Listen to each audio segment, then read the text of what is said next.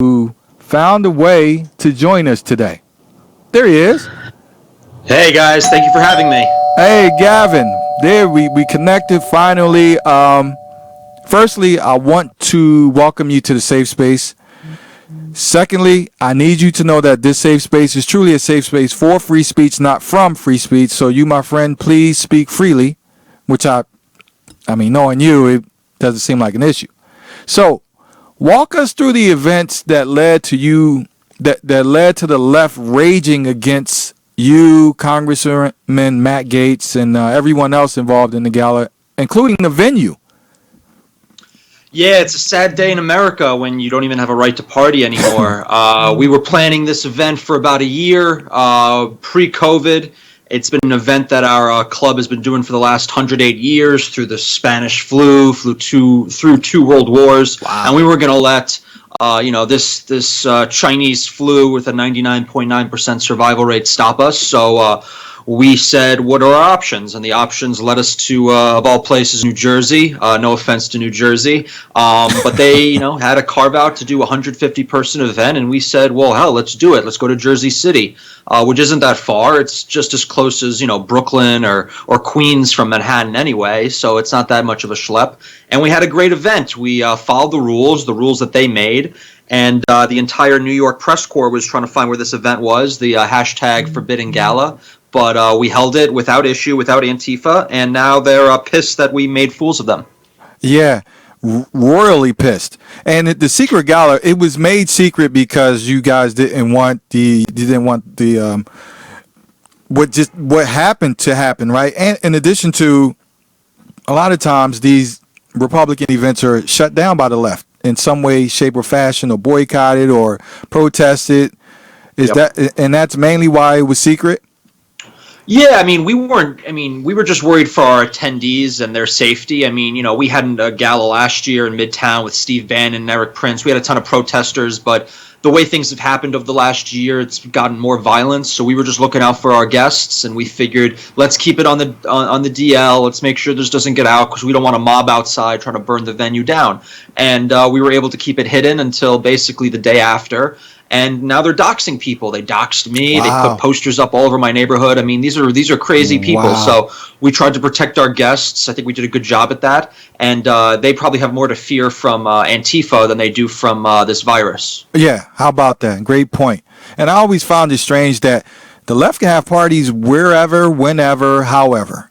And they don't have to worry about what the right has to worry about whenever, hey, let's throw a party. And I think that's very telling. What do you think about that? Yeah, it's hypocrisy. They're all a bunch of hypocrites. Governor Murphy, who came after us, Governor Cuomo. All these idiots were at, BLM marches. They were at Joe Biden victory parties. They were doing all sorts of events with tons of people without masks. But the second, a bunch of Republicans want to gather, then it's all of a sudden we're killing grandma and grandpa. It's all hypocritical. If anything, Jersey made this carve out. They had to carve out 150 people for political events in order to give themselves cover, themselves being Democrats, when they wanted to host an event. They just didn't think any Republicans would, have the balls to do it themselves, and that's why they're so pissed, because we took advantage of their own rules that they wanted to use for themselves. So they're all hypocrites, they're all hacks, and it's a typical story.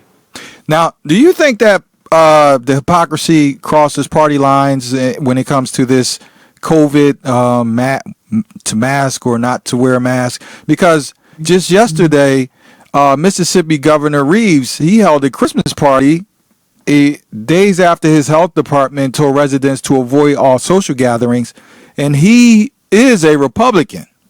So, yeah, do you think this mixed messaging crosses party lines, or do you just believe that maybe the Republicans are like, we know this is bullshit, but we got to play the game?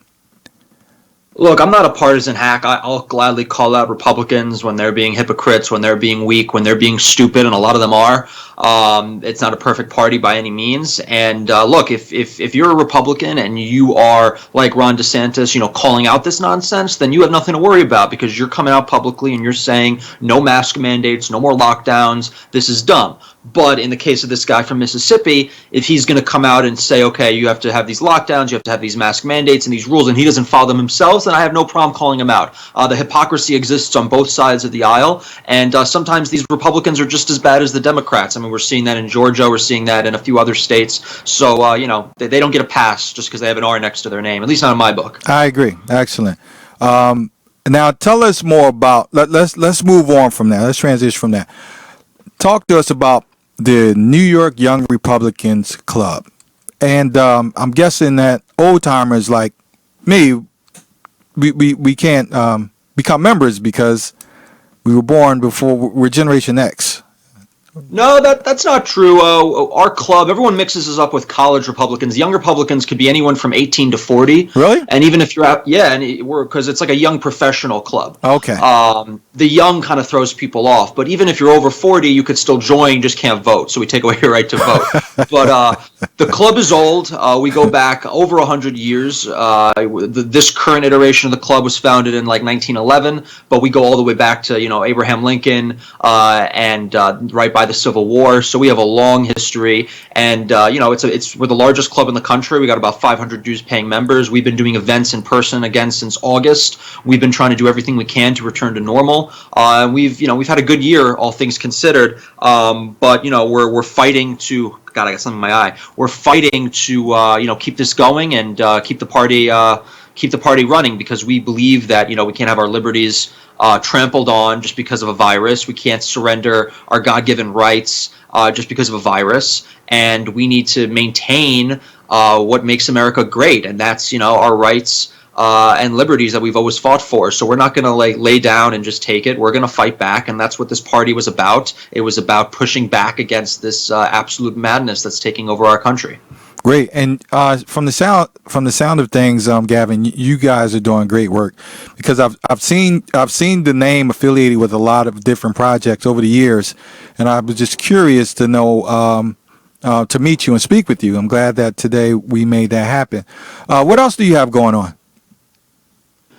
I just wrote an article actually for Town Hall about basically the right to party and how Republicans, if they want to survive, they need to become the anti-lockdown party and they need to push back and they need to be able to say, listen, we can't be a country that's ruled by diktat. We have to return to a country that's ruled by law, and none of these things have passed in the legislatures. None of these things have been voted on. These are just completely made up fabrications. So I just put an article out about that. I also just started a podcast of my own, the Waxcast podcast.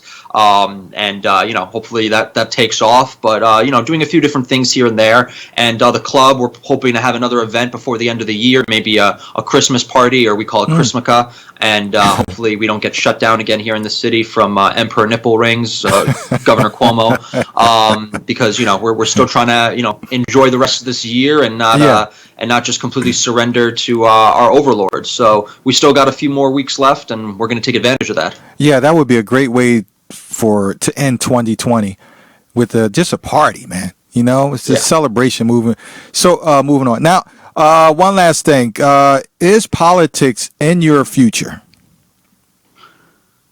I mean, I work in media full time, and I was doing something for work. That's why I was late. So I apologize about that. But I'm from New York originally. I'm from Queens. I grew up here. This is not it's not a great place to be a Republican by any means. Right. We try to do what we can, but a political future is kind of a long shot here in New York. But I'm gonna do what I can to help the movement, to help the country. And I'm not saying it's a full-time thing. If anything, I have a lot of disdain for these full-time politicians who've never made their own life before. That's why I like Trump so much, because he had his own life. He had his own career. He made something of himself, and then he got into politics. He didn't need politics. He took a loss. He took an L to go into politics. So I respect that, and I respect anyone, who comes from a different background and gets into politics because they believe in it. I don't really trust anyone who, was born and bred in politics Right. and's only ever done politics. That's just something that, kind of skeeves me out, and I'm going to look at you a little differently. Just because, it's a dirty game. It attracts some of the worst people, and we've seen it with the people that are ruling over us here in New York and New Jersey or wherever. Yeah, great point. These royal families that feel entitled to the office because, maybe your husband was involved, or maybe your father was Who's your involved. daddy? Who's your right? So yeah, we have the same reasons why we support Trump. But it was a pleasure speaking with you, young fella. We have your information on screen. Tell the people who are listening via audio, where to keep up with you. Thank you, man. I really appreciate it. I would love to come on again, and apologies about the delay, but No everyone problem. can follow me at Gavin Wax, GavinWax. That's Instagram, Twitter, Facebook. You can follow the club, the New York Young Republican Club, at NYYRC, all social networks. And you can check out my new podcast, the Waxcast Podcast, at Waxcast_podcast. Well, thank you, sir. Salute to you, and much success on your future endeavors, and I look forward to speaking to you again. Thank you, man. God bless. God bless. You gotta fight for your right to